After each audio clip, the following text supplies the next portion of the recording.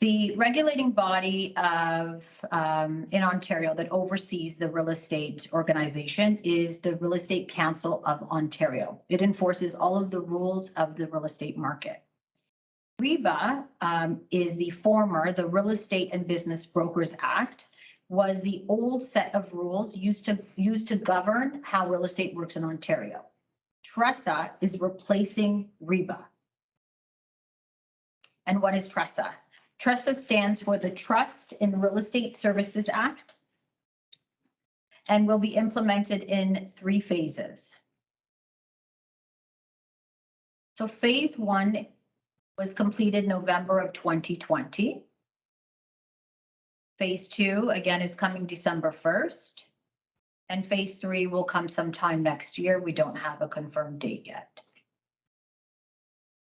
So why make this change? Dan touched on it.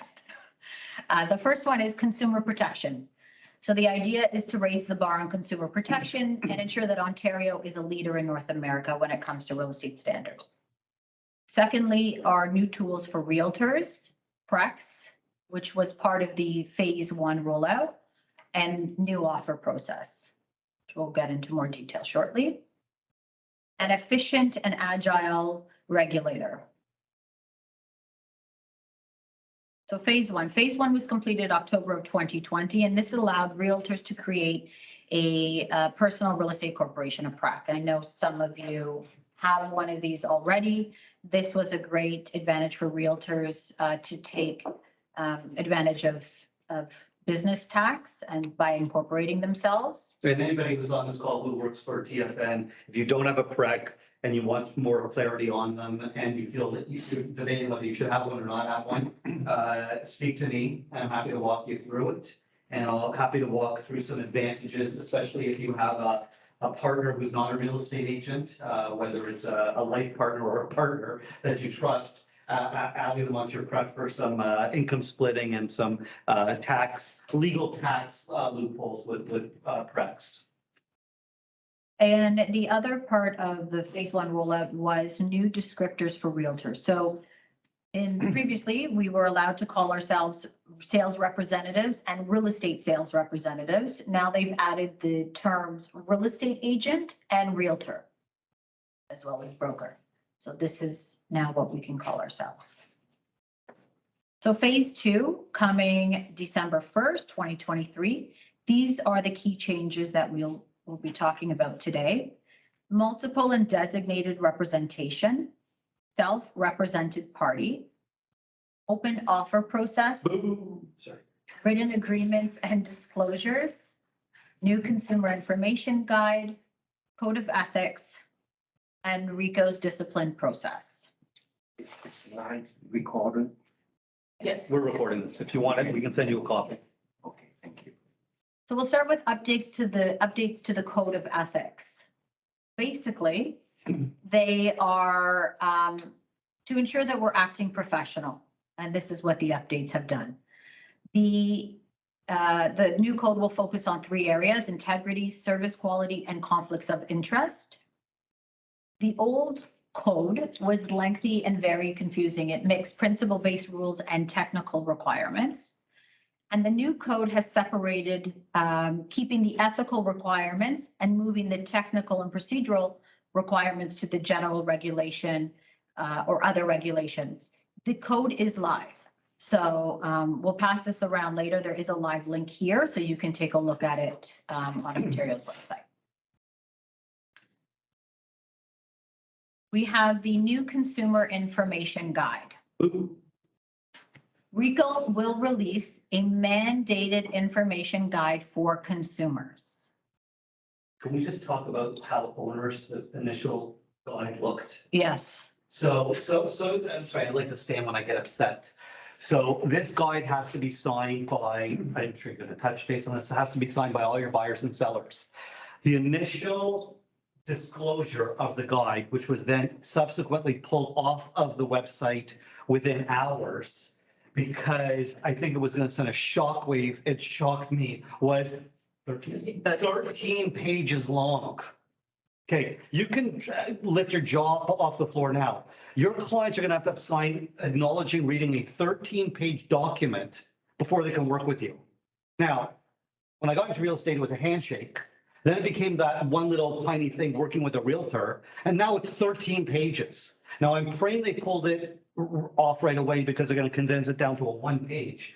But can you imagine, and we're gonna have to talk about this more as a company, as a group, how to, talk to people to say, here's 13 pages I need you to read and sign before I'm working with you. It's insanity. It's insanity. Again, it's the law. I can't do anything about it.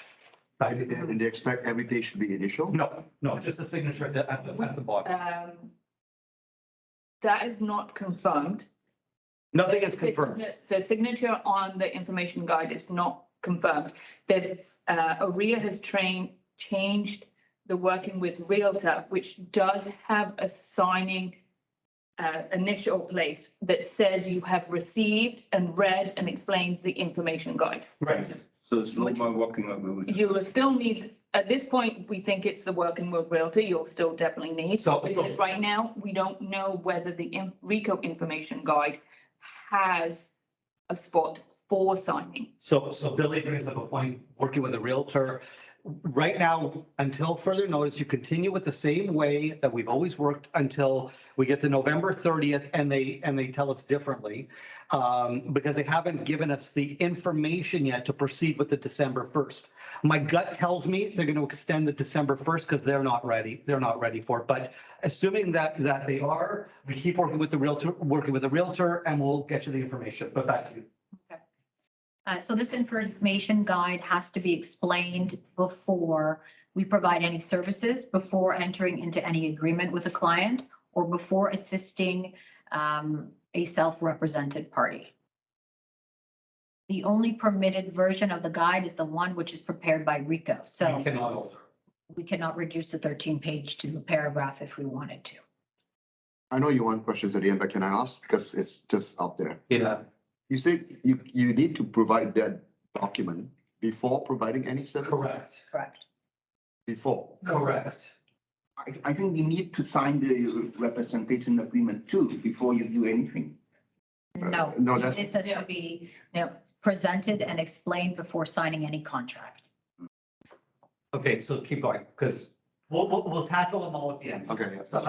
So what is inside the information guide? So it covers, again, we haven't seen the approved version, but it will cover the benefits of being a client of a realtor, the duties and obligations a realtor owes to their clients, the obligations of the clients, the risk of receiving assistance as a self-represented party from a registrant representing a client in a transaction, the content of agreements with brokerages, including remuneration arrangements.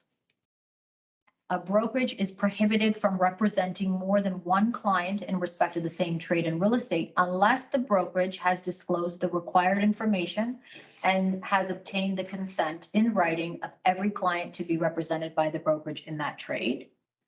It covers the duties and obligations owed to clients and the services that will be provided if the brokerage represents more than one client in a trade, and how to bring a concern to the attention of the brokerage or file a complaint with RICO. Next, we have definitions and interpretations. Under REBA, client and customer have been sources of confusion for the public for many, many years, including myself, when you need to explain this to somebody. In TRESA, we have now removed the term customer, and we have two new terms, client and SRP, self-represented party. Now, due to many of the changes that we'll be talking about, many of our forms, I believe it's 30 or 35 forms have been updated. We haven't received the updated forms. We will be letting all of TFN agents know what are the new forms, what will be required for a new listing, and what will be required for a new deal. Self-represented party does not replace customers, so keep that in mind. So what is an SRP? A self-represented party, it's like going to court without a lawyer. It's someone who does not have representation by a realtor. It's defined simply as a party who is not a client of any brokerage. They are not under any type of agreement with a brokerage. A brokerage shall not enter into an agreement with a buyer or seller for the purpose of trading in real estate if the agreement does not include the provision of representation. Again, SRP is not a new term for customer. Real estate agents are prohibited from providing services, opinions, or guidance to an SRP in respect of a trade. As a service to the registrant's client, however, assistance may be provided to an SRP after the SRP has received the mandatory statutory information guide and the SRP is presented with the statutory self-represented party acknowledgement form. Those are actually on RICO right now. The self-represented party acknowledgement form is currently posted on RICO.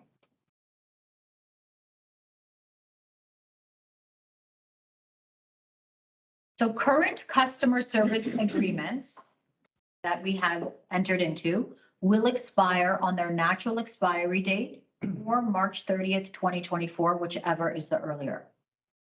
Customer service agreements cannot be amended or extended after December 1st, 2024. Or entered into. No new customer service agreements can be signed on or after December 1st. The SRP acknowledgement. The SRP acknowledgement will include a disclosure that the brokerage represents a client in the respect of the trade, an explanation of the risks to the party that may arise from receiving assistance from the brokerage, a description of the type of assistance that the brokerage is permitted to provide, a recommendation that the parties seek independent professional advice. Regulation requests a signed acknowledgement. So I'm gonna just step in here. This is where, for those of you who are on this thing who are in the new home industry, where we're gonna have a little bit of a challenge.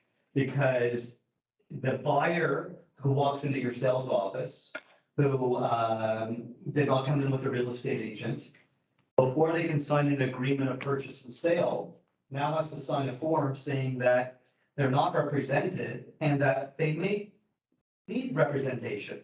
And it's caused a bone of contention in the new home industry because, as you know, when we do performance in the new home industry, we don't assume 100% of the deals are broker co-op when we're doing our performance. Well, this form basically that the buyer has to sign, again, and which is will be provided by RICO, which is the long form, it's not a short, little one-liner, is going to say, you may want to get your own real estate agent.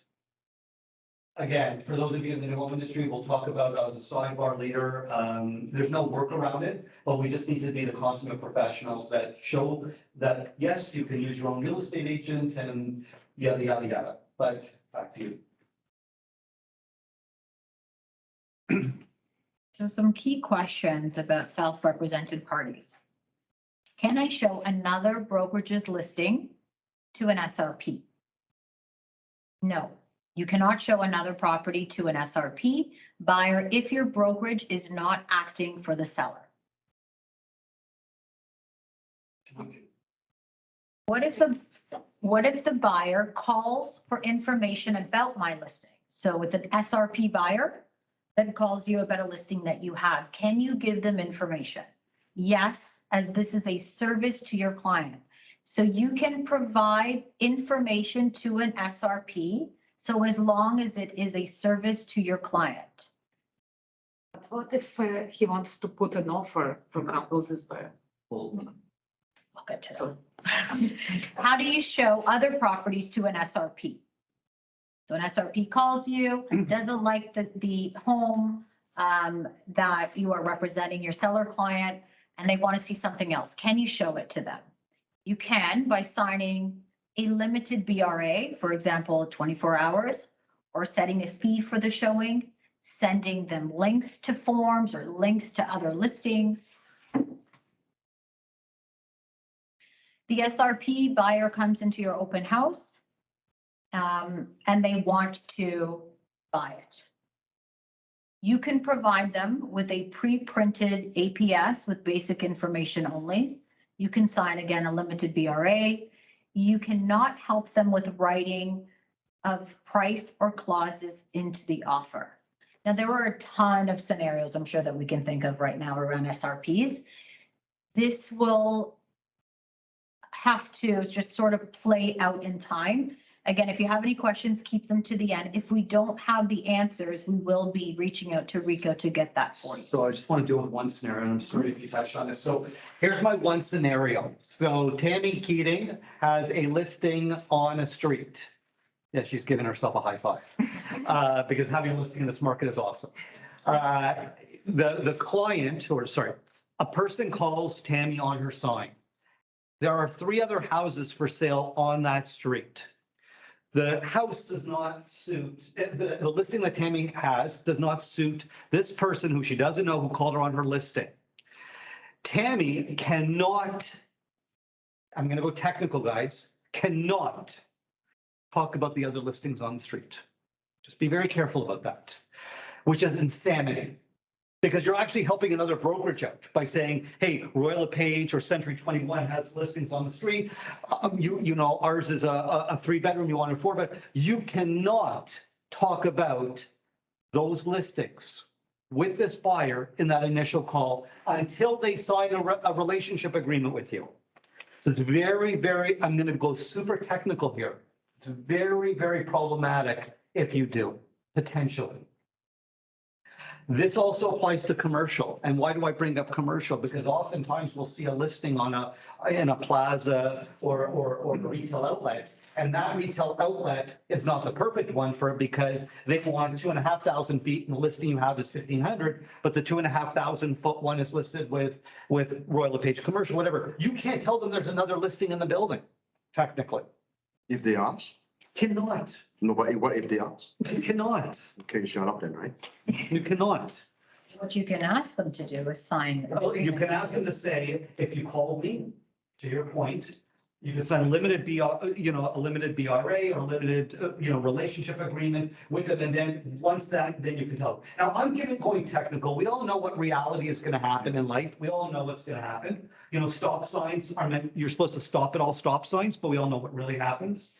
But I'm just telling you we're giving you the technicality here, which is, again, I think it's insanity. I think you're not giving service to the population at large by saying, hey, listen, this isn't us. Royal LePage, Century 21 has a listing, but I'm giving you a technicality. You're not allowed to do that. I think the buyers will be more frustrated than anything. Beyond belief. Yeah, well, beyond belief. But it also means that those buyers are going to call that listing agent. Yeah. And that other listing agent may not be ethical and may then grab that buyer and take them around. Correct. So. Before we go into some of the summary on SRP, just so you know, SRPs can be both buyers and sellers.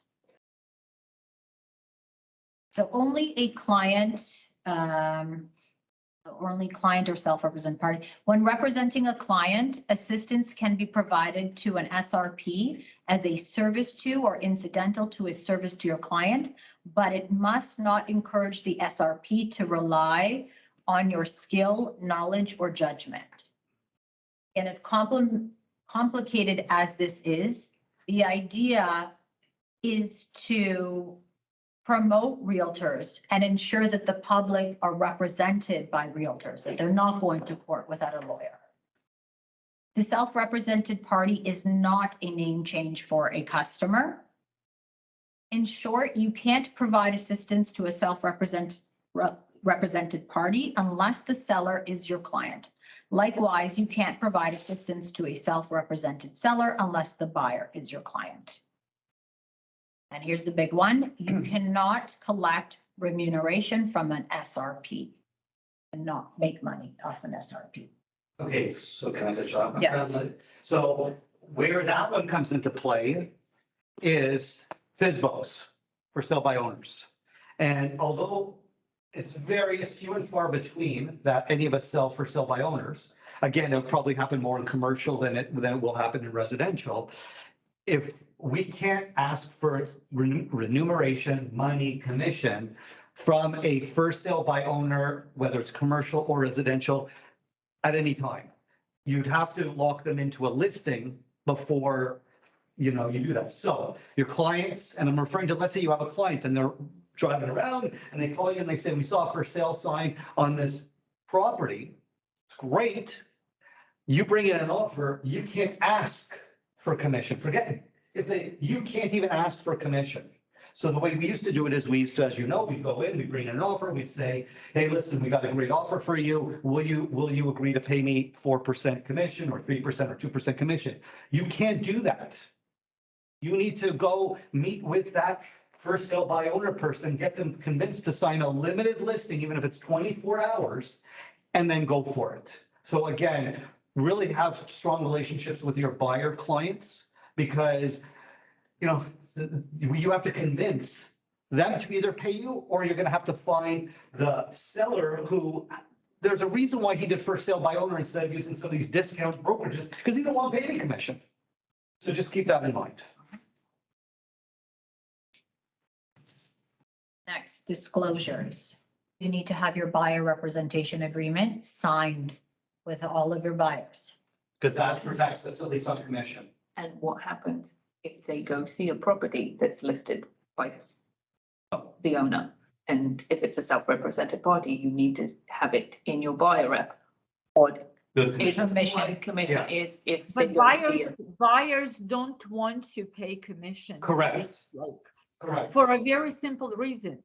If buyer pays you commission, like there is a reason why it's like that. It's because when buyers pay commission, it becomes part of the sale. And they can't write off the commission, whereas the seller can write off the commission as an expense. So Yeah. it's going to create such a chaos. Elena, you're 100% right. You're 100% right. But again, unfortunately, it will affect people like you more than it will affect the average residential agent, because the average residential first sale by owner transaction is few and far between. And what you do, it's very common. So there's no workaround though, unfortunately. And again, we're pointing out, so everybody knows, the exact legal stance that TRESA is taking. We're just pointing out the exact legal stance that TRESA is taking. You're breaking, you're breaking out. I didn't hear the last. No, I just said that we're just pointing out the exact legal description of TRESA. Unfortunately, we know what's going to happen in the real world, but we just have to give you the exact information. I said it's going to happen more in the commercial, because in commercial, as you know, Elena, for sale by owners, for lease by owner, like it's very common. In residential, it's 1 out of 1,000, whereas in commercial, we all know it happens much more often. So there's no workaround. Considering the climate today, there is going to be happening more and more, because Absolutely. the home vendors, they don't want to pay commission, because if they're selling, it's because they can't afford their mortgage. So they're going to be left like with very little. Yeah, no, you're right. You're right. You're 100% right. It's going to be hitting the residential agents just as well. I'm sure of it. I'm sure of it. And unfortunately, the residual effect is we're going to see more and more massive discount brokerage houses getting listings that are only charging $500 to list your property, $1,000 to list your property, because that's the only workaround of these things. So we're going to this is my gut feeling, is we're going to see the rise of the discount listing brokerage happen in a very, very large way. So who does RICO represents then? Like, this is what bothers me. We're paying the money for them to throw us under the bus. Agreed.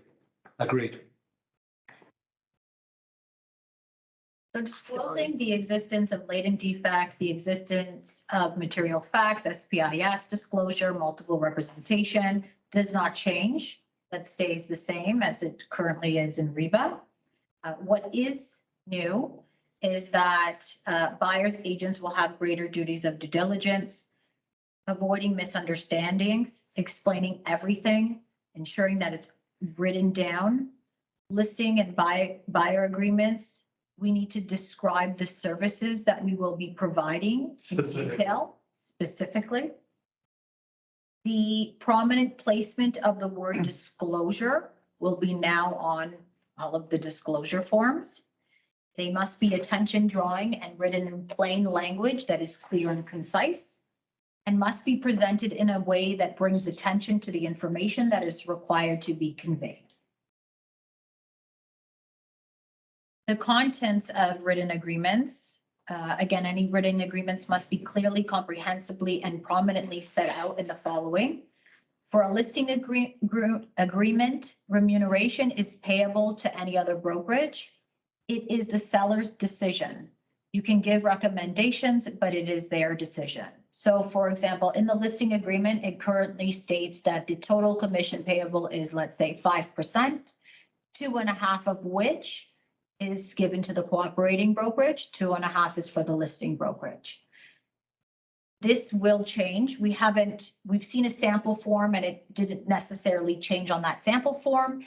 But what TRESA is saying is that 2.5% that we sort of sometimes automatically decide on our own that will go to the buyer side has to be their decision. So they will say, Tammy, great, I'm paying you 5% at TFN for listing my home.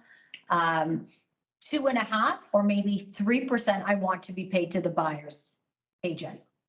The other 2% you can keep. So it has been their decision, but now it's going to be, it should be very clear who is receiving what. We have to object this. This is going to be an open can of worms. Well, yeah, totally. Let's say the seller wants to sell, I want you to give 4% of the. Yes. So just, you know, the original conversations that were had, what the original forms were supposed to be is, it wasn't originally going to be listing broker gets 5 and then from that 2.5. It was supposed to be originally listing broker X, co-op broker Y, and they were supposed to put in the amounts. The forms that we saw, which again, they pulled them all down because I think they're still rethinking about this. So originally it was supposed to outline what TFN was getting and what Century 21 was getting, or whatever the co-op broker was getting. The forms we saw, it was the same format as it was. What I'm going to suggest is, even if they are not asking for it, it takes no time. Elena and you and Tammy, you and I know the old days where we had the circle stamps, but let's forget the circle stamps. Put an extra initial by where the co-op commission amount is so that nobody can ever claim that you did not explain it. It takes 2 seconds. We all know in DocuSign, you send it out, they click, and they move on. But at least it'll safeguard anybody who claims that we did not explain the co-op agent was getting 2% or 3% or 1.5%. So that's just my recommendation as the broker of record. I can't mandate it. I'm just saying, to safeguard yourself, it may pay you to do an extra initial if they don't ask for it in the form already. But yeah, okay. And we also need to. And there are instances where the buyer's agent doesn't want the seller to know how much they're making for, you know, reasons that where the seller is going to say, I want to have a kickback, or you're making too much money, you have to give me some back, Yeah. whatever. So you could go and send a commission agreement to the seller, and the seller is going to pay directly to the brokerage, avoiding all this mess. So in this new instance, you cannot have that? So so we're separating an agreement of purchase and sale from the listing agreement. So the listing agreement will clearly state, which only the seller sees, right? What the listing broker is getting and what the co-op broker is getting, like it is today. The buyer's broker doesn't see the listing agreement.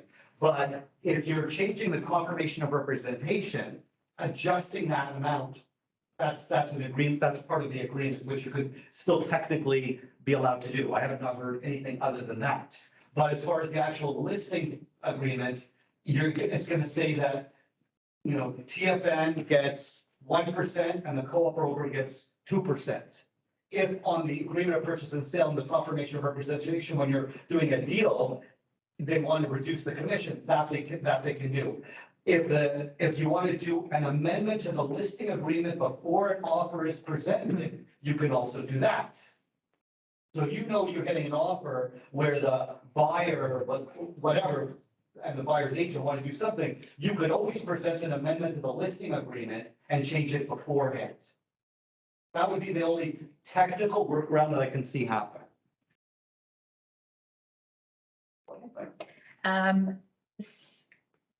Conditions, terms, situations where commission payable may change. So for example, you're taking a listing and you say to your seller, should I represent you and the buyer, I'll reduce my commission from 5% to 4%. This can no longer be verbal. It has to be written in the listing agreement.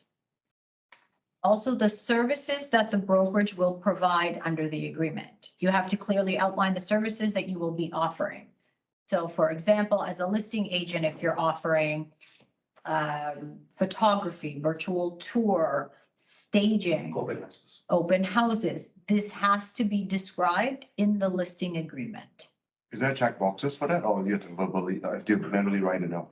No, we think it's just written out, which is an opportunity for all of us. I think all of this is an opportunity to improve our listing presentation, our listing services, our packages that we create for our sellers. I'm going to advise for people signing listings that we have to put this in.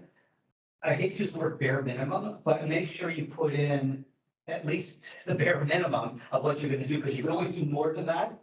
But if you say you're going to do 5 open houses, the workaround is God bless, if your house sells before you get the 5 open houses, that's fine. But if you say you're going to do 5 open houses and you only do 3 open houses and the listing still hasn't sold, there's a violation there. That becomes a violation. So again, for really great agents, it's an opportunity to really shine, because you're gonna say, I'm gonna put it on Facebook, and I'm gonna put it on Kijiji, and I'm gonna put, there's free things that we can easily do in 2 seconds, but we're gonna run at least 2 open houses. You know, you don't have to say from 2 to 4 and on Thursday, just say we're gonna do 2 open houses.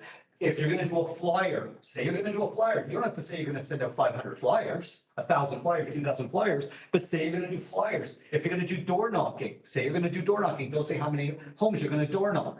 But by adding a bunch of things to your presentation that you're gonna be able to do, you're actually making yourself look great compared to the agent who's gonna come in and say, I'm gonna put a lockbox on.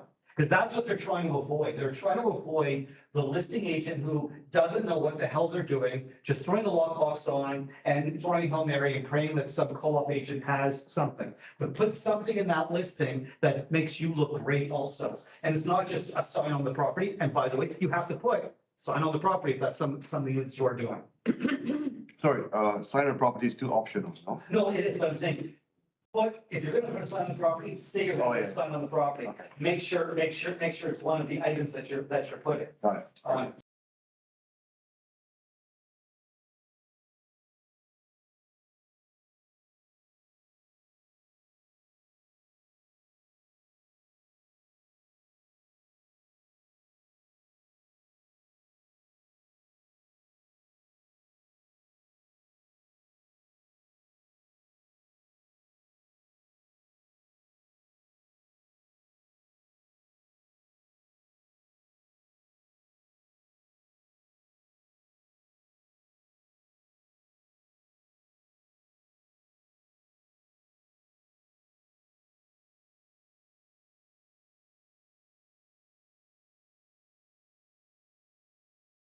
The buyer or the seller must have initialed next to the expiry date of their contracts, a listing agreement by a rep.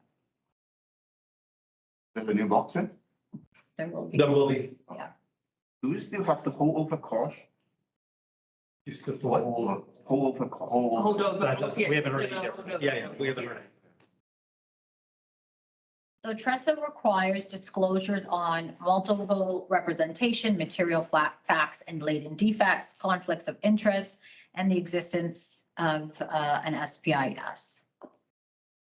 And again, disclosures are to be written in a clear and concise language. Realtors Do must you obtain have to written. have a SPIS? No, No, no, if you no. do, you have to disclose. Yeah, if it's signed, you have to show it. Once the written acknowledgement is signed, a copy will then need to be provided to the client. So timing of disclosures of multiple representation. Disclosure requirements for multiple representations are not new. What is new is the timing. As soon as the brokerage is aware that it is in a multiple representation situation, it must make full disclosure to each of the clients involved. Which technically we're supposed to do now. Yeah, but you need to show the multiple red box as part of the APS, right? No, so even before that, because at that point, an offer has already been submitted and received. Right. So So the before we moment, submit the offer? correct, Wow, it needs to be disclosed. it's timing. The brokerage can't take any further steps on behalf of the clients unless the disclosure is made and a decision has been made whether they consent in writing. Designated representation. So we've all heard of these rumors that they were talking about banning multiple representation entirely. They came up with a new design called the designated representation. And this provides consumers with more options as the brokerage can now choose between multiple and designated representation. Designated representation is not a new concept. It's been around in Alberta and Nova Scotia. It allows one brokerage to work with both the buyer and the seller in a transaction, but assigns specific agents to represent each party's interest. Same brokerage, two different agents. I can represent the seller, Ella can represent the buyer, and that is designated representation. And I just want to go back and age myself a little bit. So when I got into real estate back in 91, designated representation was the norm in multiple offer representation. In that we used to say, we used to have the broker of record, because way back then I was in Canada Trust Realty, and then I was at Forest Hill Real Estate. So back then when if I had two offers on a property, I would designate the broker of record and they would present for me. So it's not even a new concept here, it's just we haven't used it for ages and ages and ages. But it's not an onerous thing, and you don't have to designate, you can still represent both sides of the party. It's just that they're giving the parties to the transaction understand that it is an option to designate. I could designate Tammy or Sophia or Diane to represent my client if I so choose. So we have to ask the buyer? No, it's all part of the disclosure of it's there. There's two different forms. There's There's a form for this. There's two more forms of like that. listing agreements and APS, they are coming out with, it's one that says brokerage representation is your agreement form that you're using, a buy rep, and there's a designated representation form. So there's technically, you either go into it as being represented by the brokerage, or you go into it as being represented by the individual agent. That's what it's gonna be a brokerage decision Yeah. as if you use I'm one gonna or the say, other or a mixture of. I'm gonna say unless we are forced to use designated, I'm gonna say as your broker of record to continue with the way we've been going. If your seller, for whatever reason, does not want you to be the person representing all the transactions, let's say you have a great listing and, 4 people call you on your own clients, that's the seller's choice and you have to deal with it. But from my perspective, multiple representation continues. Open offer process. Okay, so before we get into open offer process, please save all questions to the end because this is the one that everybody's gonna get up in arms about. Okay, so currently when there are competing offers, there is an obligation to tell all the buyers who submitted an offer, the total number of offers the seller has received. This does not change. What will change is now sellers can instruct the listing brokerage to share the substance, no personal information or identifying details can be disclosed, of competing offers. If you communicate what one or more offers are, you need to communicate all, Including your own if you're. including your own. There are no ground rules. The seller doesn't need to disclose upfront whether they will share these details or not. They can change their mind at any time. So just so you know, if you're on a listing and you say offer presentation date, this date, on that date, 1 minute before the offer presentation, the seller can insist that all of the offers that are being presented be disclosed. They can hold that to their chest until 1 second before the offer presentation and then release to everybody that we're going to share all the information. And by all information means price. Price, Closing date. terms, conditions, everything except for the personal information of the parties. So seller, so you go, you're representing the buyer, you submit your offer. And it's 6 o'clock, at 7 o'clock, the seller then comes and says, I want to let all the buyers know that our highest offer is 2.5 million. You have 3-4 hours to. Not only 2.5 million, it's 2.5 million with a January 24th closing and it's unconditional. So technically, that means they can escalate an offer. They can do whatever they want. Oh, So let Diana finish and then I'll give my diatribe. So with all of this, we expect there's going to be some creativity around a lot of these new rules. One of the clauses that I heard from a real estate lawyer at one of his TRESA seminars, which I thought was interesting to put in this presentation, was that he anticipates seeing many of these clauses. So in the event that the seller discloses the terms of my offer to other competing offers, my offer becomes null and void. And again, there's all sorts of ramifications even with this clause here. Because as you can imagine, if you're representing the buyer and you're preparing your offer and you're about to submit and you have to let your buyer know, hey, by the way, the contents of this offer may be disclosed to other buyers. How would you feel about that? And I'm pretty sure most of our buyers would be pretty ticked off and may not even want to submit at all. So yeah, like we discussed this, Dan and I, a couple days ago. So can I give? Go ahead. Okay, so I'm going to say, because I'm going to give you a couple of scary scenarios. So you understand how this is a direct impact in both positive and negative.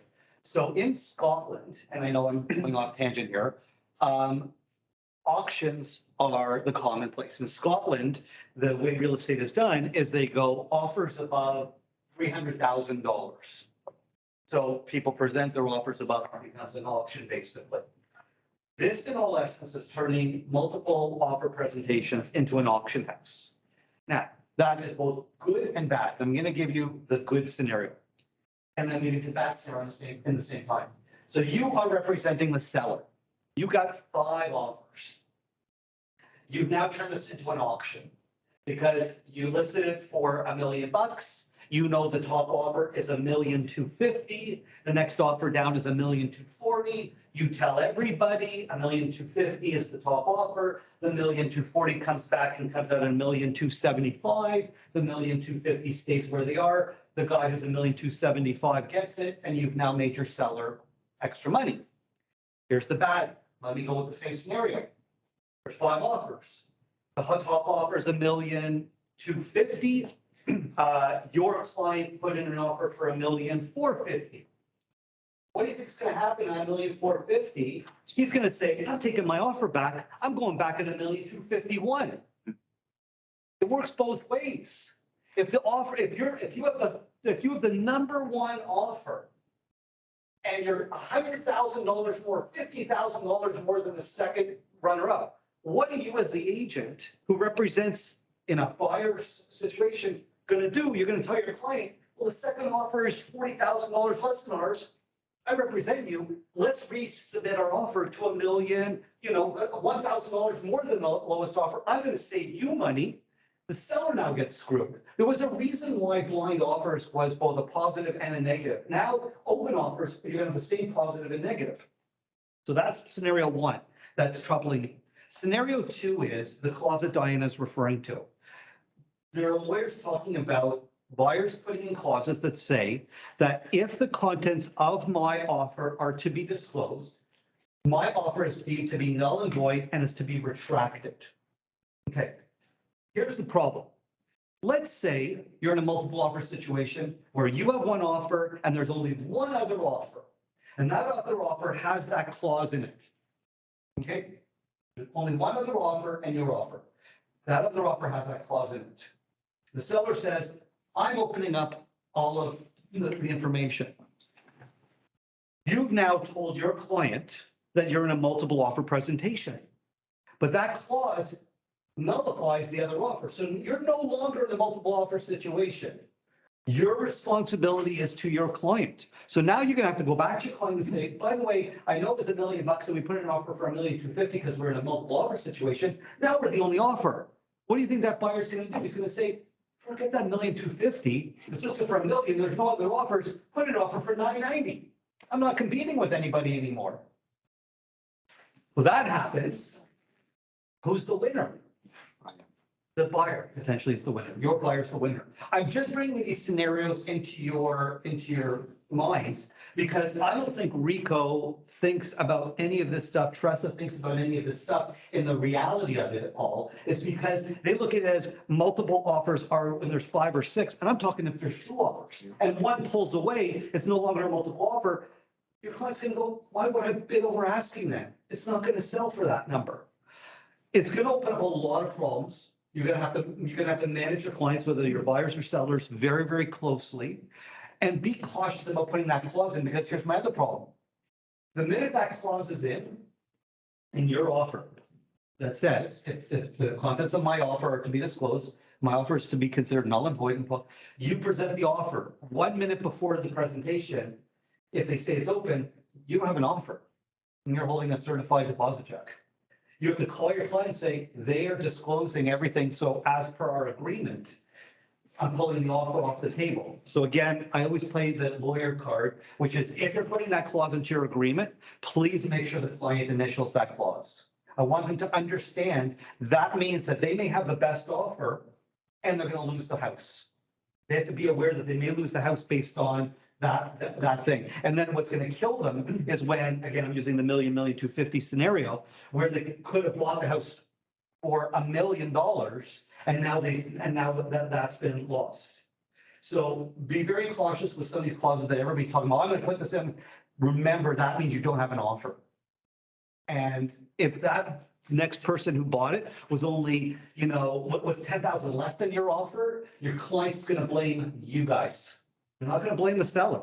They say, you should have told me not to put that clause in. So fully explain those clauses to people before you put those clauses in. Anything. Thank you, Dan. Tammy asked in So the it chat. would be- Oh, sorry. It's okay. Tammy asked, is it the seller's choice to disclose the offer information? Yes, yeah, and the seller can do it at any time. The seller can also withdraw that halfway through. So the first round, we're completely open. The second round, they can say, we're completely closed. But they also technically can't say, I'm only going to share that person's offer and that person's offer. If they share, they have to share all of the offers. But they can stop the sharing too at the same time. So that's that. But once they say they're going to share, they have to share. They can't realize that, oh my God, the offers are, like I said, that scenario where it's $1.4 million and the next offer is $1.250 and the $1.4 million goes, I want $1.251. They have to make that decision before the offers are presented. The first round. Then it's open. Then it's open. Up to this point, I'm really upset. Whoever created this is not an agent. It didn't consult the largest real estate in the world, private real estate. And our agent, we as an agent has been paying around by seller and buyer. They can change any time. We have no right. We have to listen to them. Yes. Yep. Yes. Now, if your seller wants to have an open offer process, there's a form for that. So a written direction has to be provided to the listing brokerage, a new standard form created for members to document the seller's direction. And a new standard clause created for when working with buyers if the buyer does not wish to participate in this type of offer negotiations. And this is the new form 209, seller direction to share substance of offer, This replaces 244, which is, which is the seller direction on multiple offers. this is an addition.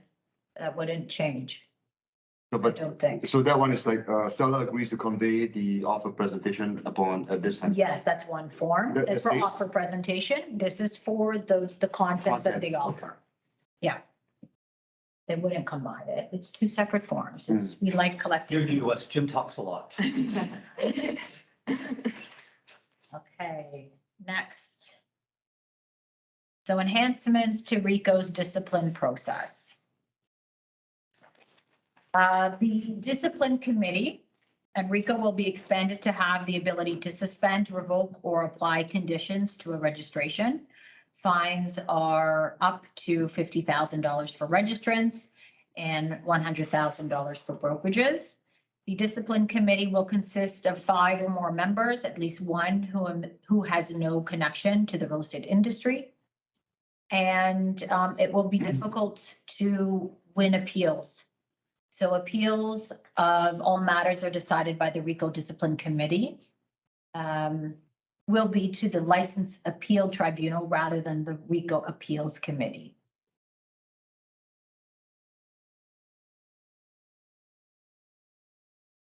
TRESA allows RICO now to look into a registrant's conduct and refer a matter to the discipline committee, whether there is a formal complaint or not. RICO shall make information about a registrant available to the public, including reasons for revoking or suspending or the expiry of a registration. So now it will just say there's sort of an infraction, but it won't give the full explanation. Now it will. RICO has limited abilities to collect transactional data for the purpose of regulatory oversight. As it currently doesn't have this authority, RICO can now bring in experts to look through our records for any reason. So they can call our listing department and ask to see the listing agreement for a specific transaction, to see a form in a specific deal, and we have to provide that to them. And phase 3, what's coming in 2024? So TRESA will be developing regulations to support specialty certifications for registrants and brokers, fighting back against cooling off periods, improving continuing education, administrative monetary penalties, and updating RICO's registration process to reduce red tape for registrants. They're trying to add the 10-day cooling off period to freehold homes, just so everybody understands, to be consistent with condo, pre-construction condos, so that all properties would have a 10-day cooling off period in the new home industry. That's happening in Vancouver. Yeah. Yeah, but there's only like 5 houses, so Vancouver's all condos. Only good for speculation. Yeah. And then we touched on this. This was the exclusive Yeah. listing. And again, there are 30 new forms. The forms will be coming. As soon as we have this information, we will share it with you. Again, please double check your email address that it's updated on OREA, CREA, RICO, and TREBS database to ensure that you're getting these notifications as well. As things evolve and things roll out, we'll continue to communicate this with you. I know that there will be a lot of new forms, so again, there will be some clarity around what is required from TFN's perspective in regards to a new listing and what is required for a new deal.